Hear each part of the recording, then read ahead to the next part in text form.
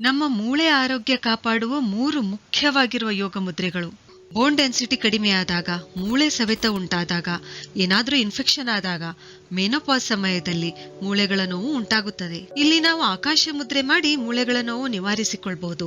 ಅಗ್ನಿ ತತ್ವದ ಹೆಬ್ಬೆರಳಿನ ತುದಿಗೆ ಆಕಾಶ ತತ್ವ ಪ್ರತಿಪಾದಿಸುವ ಮಧ್ಯದ ಬೆರಳಿನ ತುದಿ ಜೋಡಿಸ್ಬೇಕು.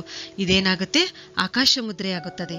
ಈ ಮುದ್ರೆಯಿಂದ ಏನಾಗುತ್ತೆ ಅಂದ್ರೆ, ನಮ್ಮ ದೇಹದಲ್ಲಿ ಆಕಾಶ ತತ್ವವು ಅಂದ್ರೆ ಅವಕಾಶ, ಸ್ಪೇಸ್ ಎಲ್ಲಾ ಅಂಗಾಂಗಗಳ ನಡುವೆ ಇರುತ್ತದೆ. ಇದು ಸಮತೋಲನದಲ್ಲಿದ್ದಾಗ ಬೇರೆ ಎಲ್ಲಾ ತತ್ವಗಳ ಚಲನೆಗೆ ಅನುಕೂಲವಾಗುತ್ತದೆ. ಪಚನ ವಿಸರ್ಜನಾ ಕ್ರಿಯೆ ಸರಿಯಾಗಿ ನಡೆದು ದೇಹಾರೋಗ್ಯ ಬೆಳೆಸುತ್ತದೆ. ನಮ್ಮ ದೇಹದ ಶುದ್ಧತೆ ಬೆಳೆಯುತ್ತದೆ. ಈ ಮುದ್ರೆಯು ಮೂಳೆಗಳ ಆರೋಗ್ಯದ ಜೊತೆಗೆ ಕಿವಿಗೂ ಸಂಬಂಧಿಸಿದೆ. ಆಕಾಶ ಮುದ್ರೆ ಮಾಡೋದ್ರಿಂದ ಮೂಳೆಗಳು ಗಟ್ಟಿಮುಟ್ಟಾಗುತ್ತವೆ.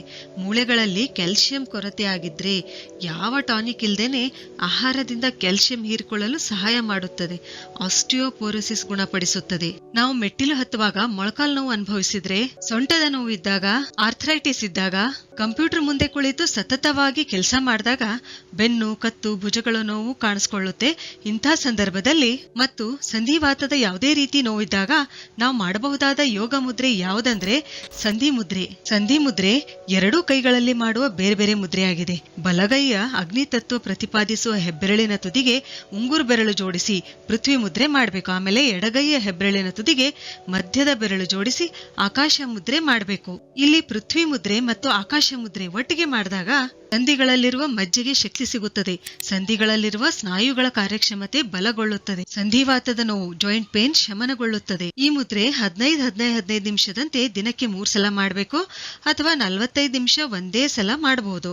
ಸಂಧಿ ಮುದ್ರೆ ಮಾಡಿದ ತಕ್ಷಣನೇ ಏನ್ ಮಾಡ್ಬೇಕು?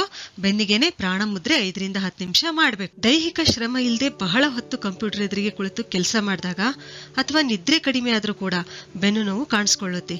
ಈ ನೋವು ಸಾಮಾನ್ಯವಾಗಿ ಕುಳಿತು ಕೆಲಸ ಮಾಡೋ ಎಲ್ಲರಲ್ಲಿ ಕಾಣಿಸ್ಕೊಳ್ಳುತ್ತೆ. ಈ ಸಮಸ್ಯೆ ನಿವಾರಿಸಲು ನಾವು ಮಾಡಬಹುದಾದ ಯೋಗ ಮುದ್ರೆ ಯಾವುದಂದ್ರೆ ಅದು ಮೇರುದಂಡ ಮುದ್ರೆ.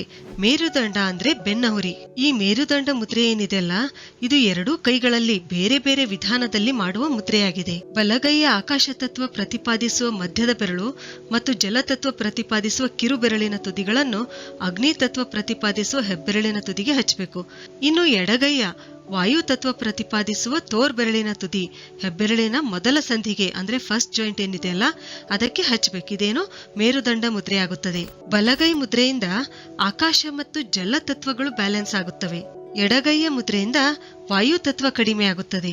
ಈ ತತ್ವಗಳ ಸಮತೋಲನದಿಂದ ಬೆನ್ನು ನೋವು ಕಡಿಮೆ ಆಗುತ್ತೆ. ಈ ಮುದ್ರೆಯನ್ನು ಪ್ರತಿದಿನ 30 ರಿಂದ 45 ನಿಮಿಷದವರೆಗೆ ಮಾಡಬಹುದು ಅಥವಾ ಆರೋಗ್ಯವಂತರು 15 ನಿಮಿಷ ದಿನಕ್ಕೆ 2 ಸಲ ಕೂಡ ಈ ಮುದ್ರೆಯನ್ನ ಮಾಡಬಹುದು. ಈ ಮೇರುದಂಡ ಮುದ್ರೆ ಮಾಡೋದ್ರಿಂದ ನಮ್ಮ ಬೆನ್ನು ಹುರಿಯ 32 ಮಣಿಗಳ ನಡುವೆ ಇರುವ ಮಜ್ಜೆಗಳಿಗೆ ಪುಷ್ಟಿ ಸಿಗುತ್ತದೆ. ಸ್ಲೀಪ್ ಡಿಸ್ಕ್ ತೊಂದರೆಯನ್ನು ಈ ಮುದ್ರೆ ನಿವಾರಿಸುತ್ತದೆ. ಈ ಮುದ್ರೆಯು ನಮ್ಮ ನರಮಂಡಲವನ್ನು ಬಲಗೊಳಿಸುತ್ತದೆ. ಈ ಮುದ್ರೆ ಮಾಡೋದ್ರಿಂದ ಪ್ರಾಣವಾಯು ಉತ್ತೇಜನಗೊಳ್ಳುತ್ತದೆ. ಗರ್ಭಿಣಿಯರು ಕೂಡ ಈ ಮುದ್ರೆ ಮಾಡಿ ಲಾಭ ಪಡೆದುಕೊಳ್ಬಹುದು. ಸರಿ, ಹಾಗಾದ್ರೆ ಮುಂದಿನ ವಿಡಿಯೋದಲ್ಲಿ ಮತ್ತೊಂದು ಉಪಯುಕ್ತವಾದ ಮಾಹಿತಿಯೊಂದಿಗೆ ಭೇಟಿಯಾಗೋಣ. ಧನ್ಯವಾದಗಳು.